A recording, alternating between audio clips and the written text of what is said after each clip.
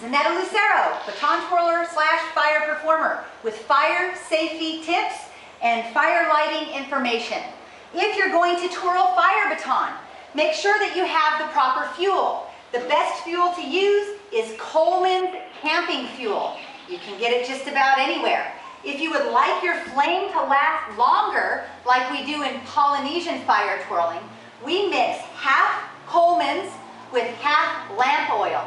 Don't use all lamp oil. It doesn't light quickly and it gives an awful smoke and smell, and it's dangerous if it hits you because it lights on fire and burns you. In order to dip properly, make sure that you have a dipping can with you. Not just that you're dipping the fuel and pouring it onto your equipment. I have a dipping can that I purchased that is a paint can with a lid. That way, after I pour my fuel in and I dip my prop, I'm able to put the lid back on so I don't kick it and the fuel spreads and catches on fire like the recent video we saw. When you're done dipping your equipment, you can use what can you use? A milk jug.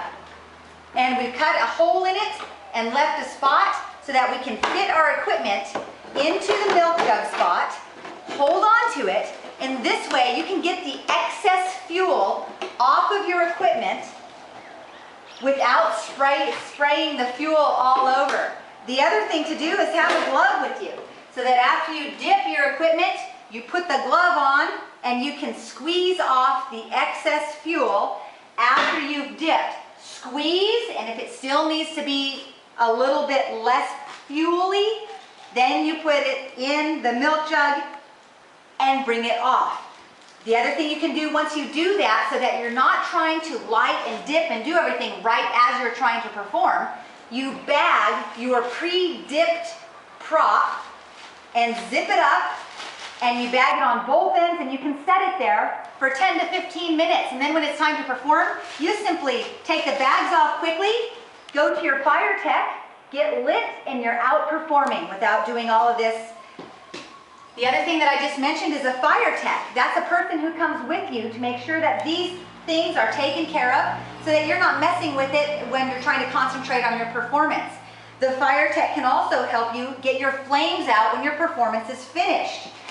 In order to use the proper equipment for putting out your flames, you can use a Duvetine cloth.